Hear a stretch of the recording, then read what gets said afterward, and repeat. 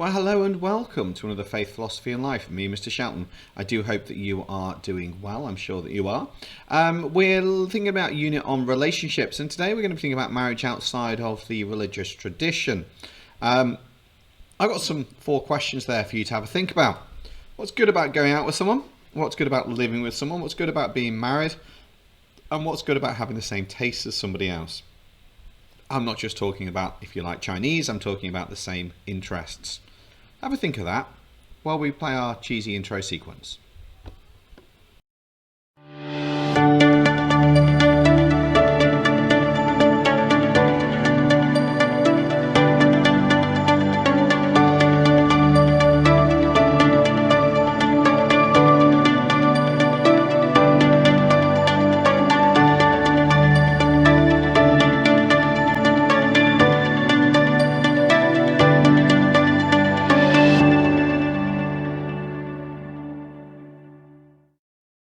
So, our title today is When is Sex Acceptable? When is sex acceptable? So, it's a little bit of a strange twist, but hey, we're going to get there. We're going to understand the views about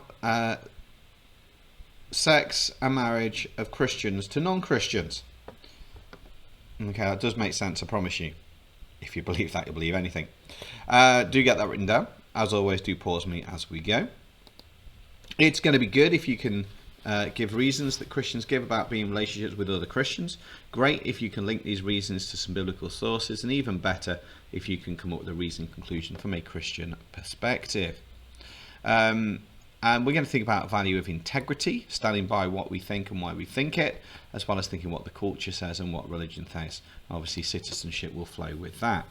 So we're going to do one of my favourite activities ever, a Lonely Heart column match. We all like matchmakers. They might do our heads in, but it's good fun to try and match people up sometimes.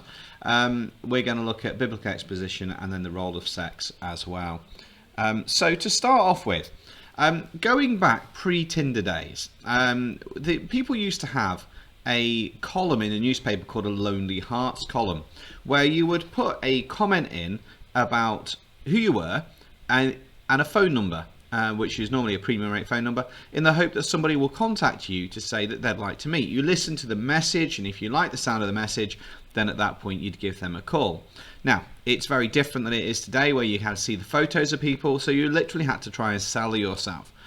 So, what I've got is, in the description below, I have created, they're not based on anyone, can I promise you that, a series of information cards about 2 different groups of people. You need to match one group of people to the other group of people. Okay, simple as that. So you need to work out who would you match where. Now, there isn't necessarily a right and wrong with this. It's the process that you need to think about while you do that. So go into the description, access that information sheet, have a look at both of them and compare who would you match to who, and just see if you can match people up. And by the way, on the screen there is a list of what all the terms mean, because you had to pay per character, so people always abbreviated what they wanted to say. So have a read, see what you can do, give yourself sort of 15 minutes for this, come back to me when you're done. You will need to pause this.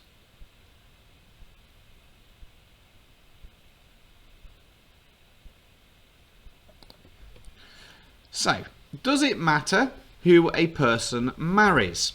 How should they be matched? Should that even ever happen? What things have they got in common? Do opposites attract? And how important is it for people to share religious beliefs?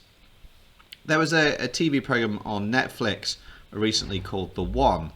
Some of you may have seen it. It's probably not suitable for if you're under 15. I don't know what the rating is that Netflix gives. I'm going to play your trailer for that anyway. And I want you to think, should people be matched in this way?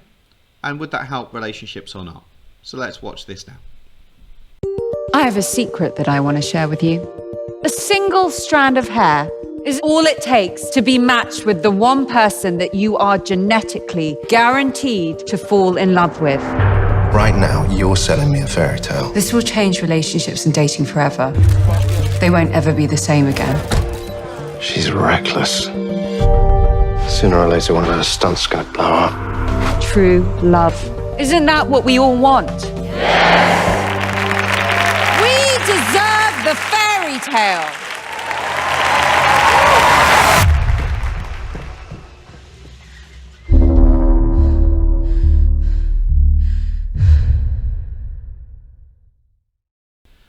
Okay, with that watched, I now want you to give it a go at answering those questions in your book, please. So give yourself 5 minutes or so. Come back to me when you are done.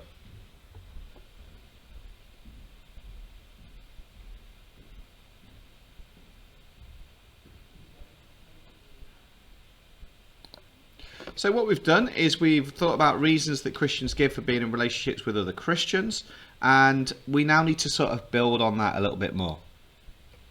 So what does the Bible say? So again, in the description below, you'll have seen an information sheet there. I'd like you to choose 2 of those quotes, write them down, and then explain what they teach about Christians marrying non-Christians. Do you agree or not? So pause me now while you do that, and then come back to me.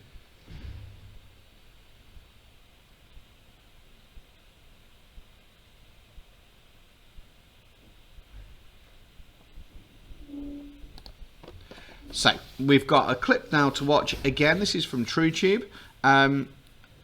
Simple question for you to write down the answers. What are the young man's views about sex before marriage and why? What are the young man's views about sex before marriage and why?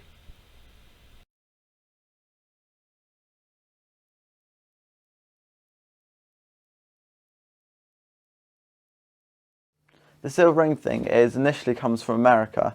But we've brought over the program here at our church about a year or so ago. That's where I took upon the silver ring thing program. So you wear the silver ring on your wedding finger, and on the day of your wedding night you take it off and you replace it with your wedding ring. And it's a commitment saying that you're going to stay sexually pure and abstinent until you're married. All the way through my childhood I'd always thought of sex as quite like a big thing, not to be taken upon lightly, and then when this program came along, it just seemed to put the sort of 2 and 2 together. My friends have kind of had mixed reactions. I think when I tell my friends that I'm not going to have sex until I'm married, that I think they respect you for it. Some people disagree because they're just like, oh, why wouldn't you want to have sex? Sex is great, type thing. But then you're always going to kind of get people who won't agree with your decision. I think many people are pressured into having it for the first time when they're sort of perhaps not ready. You kind of got to be able to stand up for what you believe in when saying don't want to have sex. But I can see many of my friends around me who sort of the first time they had sex was due to peer pressure, not necessarily because they thought they were ready for it within the relationship, but because the other person in the relationship thought that they should be ready. It's all about sort of where you make the boundaries. If you put yourself in difficult positions, then a decision could become very difficult if you're deciding just to sort of go around a girl's house if there's nobody else there. That can sort of compromise the decision. But if you sort of set boundaries early on, that there would be other people around, or just not spend too much time alone, then that could sort of help your decision. I think sex without love can demean the value of sex, because if you just have sex with anybody, then it's sort of just another thing that you do. It's easy to sort of to have sex whenever you want, but I think knowing that you've waited for that one person, it makes it all worthwhile in the end. Okay, and with that done, what I'd like you now to do is to access the worksheet, the joy of sex, the role of sex, it might be called that, and read that over and give some of those questions an answer.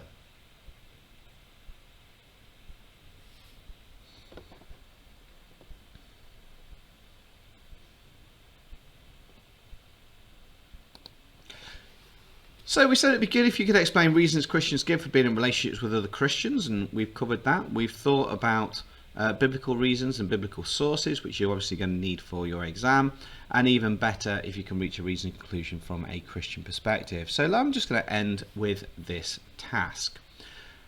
It's an agony aunt task. Again, agony aunts, people used to write to you in newspapers to spill your heart, and they would give you advice. Whether that was helpful or not, it's an entirely different issue. This was the question. I've recently started dating a man. I really like him. He's kind and nice and makes me feel special. Oh, I think I'm feeling in love with him. We've talked about having sex, but I'm not sure if it's the right thing to do. Please help me. So I'd like you to write a response from a Christian viewpoint. Include what you think at the end. I'm going to leave that there. Thanks for your time. Take care of yourself. Stay safe. Wash hands. God bless you. I'll be seeing you soon.